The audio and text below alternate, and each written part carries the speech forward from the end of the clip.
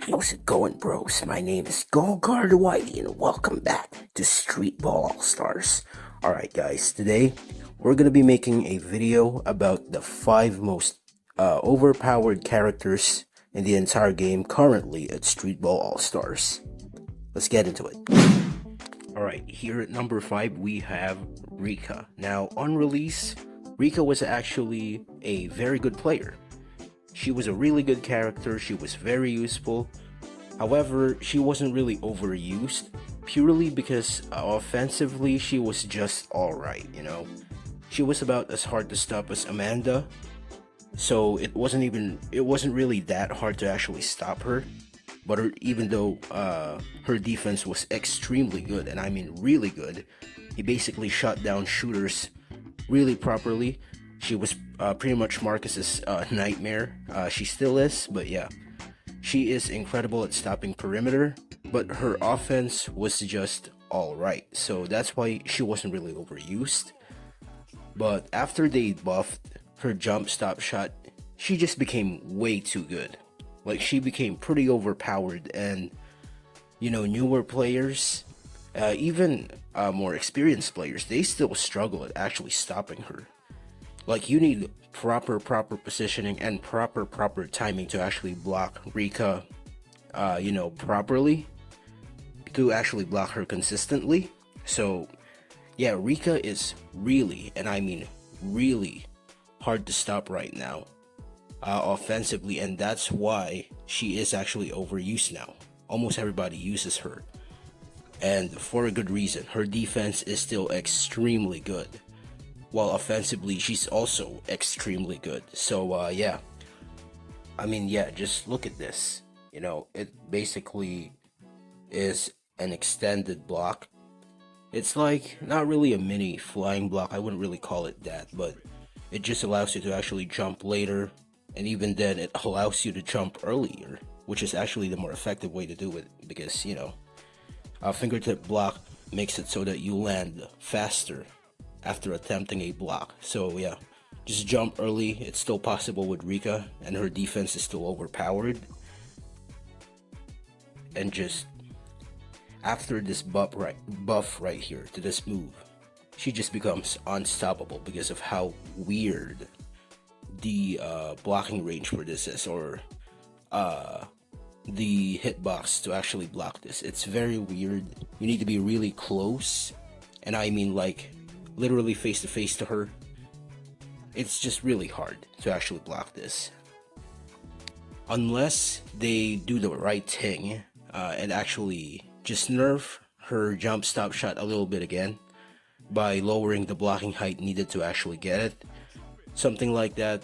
Unless they do that, she is gonna remain to be one of the most overpowered characters in the entire game, and that's why Rika is number 5 on my list. Alright, here at number 4 we have Randy, and you know, I think you guys already know I really hate this character. I hate Randy, I really do. And now, what makes Randy so overpowered? Well, there's a lot of reasons as to why he's overpowered. Here are the main reasons. It's this move, it's this move, it's this move, and it's this move. That's right, all his exclusive skills makes him an overpowered character. Why is that? Well, let's look at this properly, right? So firstly, sprint dunk itself, it is not overpowered. It is actually pretty easy to stop if your name is Martin. Yeah, it's easy to stop if your name is Martin, but if your name is Randy, you actually have this skill, which is turnaround pass. Basically, this skill makes it so that you have a weird dribble move where you avoid getting your ankles broken, or you avoid getting bumped by other players. But that doesn't really matter. That's not what makes this thing OP. It's when you combine these two, sprint dunk and turnaround pass. When you combine these two, it makes it so that you actually activate a sprint dunk at such a weird angle that you can pretty much skirt around defenders most of the time. If they don't actually, you know, take a step back, they won't be able to block you. And you can just sprint dunk after this dribble move. So it just makes it so much harder to actually block Randy to the point where I'd say it's actually unfair. And not only that, he also has a step back. And not only that, not only does he have a step back as a small forward, might I add, he has a step back and he has a step back shot.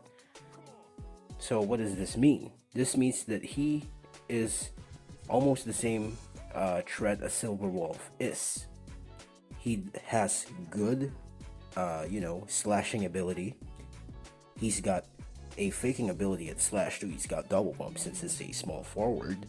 He's got good mid-range, but he can also shoot 3-pointers. Yeah. So Randy pretty much can score wherever he wants. And I'd say that's just unfair. His defense is alright. His power isn't as high as someone like Havelock or Bin, but it's still pretty high to where if you give him max power, he should actually still be able to block a few dunks from power forwards and such. So that's pretty crazy right there. But yeah. His skill sets combined just makes him such a pain in the bum to actually defend, and that's why I think Randy is the 4th most overpowered character in the entire game. Yeah. I know he's only 4th, but I hate this guy. Moving on. Number 3, we have Alto. I love Alto as a character, but that's not gonna prevent me from saying the truth. Alto is just plain overpowered. Why is that? Let's take a look. Firstly, we have his enhanced block. Now that's not a bad skill, alright? Most power forwards, good power forwards should have this skill. It just makes them a greater dunk blocker. That's basically it. Quick grabbing block. That's also fine. It's basically a better grabbing block since you land faster, but it also activates more, I'd say. I don't know if it's just placebo, but from my experience, it definitely activates way more than normal grabbing block, but that's besides the point. It's still just a fine skill to have. It's still good. Diving block. It's got its ups and downs, but honestly, it's pretty overpowered. I'm not gonna lie. At lower levels, it's better than flying block. But what really makes it bad is you give it to Alto, a character who's already good at blocking because of his, built-in mini flying block from his jump animation. But you also give him a diving block, which gives him an even better advantage. So diving block makes it so that you have an even better flying block at low levels, which is pretty powerful, I'd say. That's really good, right? But that's not it only. What used to be hook shot, which was a pretty crappy scoring tool, now turned into lightning dunk, which pretty much makes Alto a nightmare to stop when you are solo, since there are multiple reasons to this. Number 1, we'll talk about the main reason. Alto's dunk animation is just way better than other characters. And I mean way better than other characters. It's the same dunk animation as Daisuke and Vanessa has, which makes them way harder to stop than other characters because their dunk animations are better. So not only do they already have better dunk animations, which I'm not even sure if it's a bug or something. If it is, please fix it, Rakundiji. Please fix it. But yeah, not only do they have better animations, but now Alto has lightning dunk, which makes it even more powerful at level 4 because you have extra strength.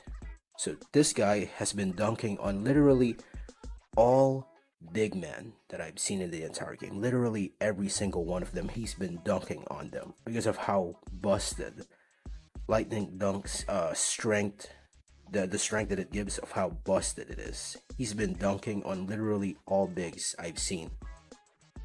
But that's not just it yet, right?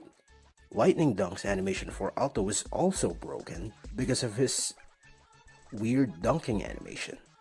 That means the hitbox for his Lightning Dunk is also harder to stop than with someone like Elise or someone like Edward. Alto's Lightning Dunk is twice as hard to stop than those guys because Alto's Lightning Dunk has a weird dunking animation as well. So if they don't actually fix his dunking animation, which is the main crux of why he's here in the first place, it's because it's so hard to stop this move because of how buggy his animation is. If they don't actually like fix it, I'm sorry, but Alto's gonna remain here at top 3 most broken characters in the entire game, most overpowered, because that simply is it. He is that powerful. Like Alto's lightning dunk, way too overpowered, combined with his OP defense of mini flying block built into his blocks and his flying block. Yes, Alto is number 3 on my most OP characters in the entire game. Alright, here at number 2, we have Robbie. Now, yes, Vanessa is still the better rebounder. She is still, I'd say, the top center in the entire game, but that doesn't make Robbie any less more overpowered. Robbie is the second most overpowered character in the entire game in my opinion, for multiple reasons. Number 1 is his very good switching mode. Now this isn't actually bad, I'd say this is actually good. I actually really like switching mode. It's unique, it's what makes Robbie unique. I really like it. The problem with this though is that Robbie has a better reach than Vanessa at blocking shots.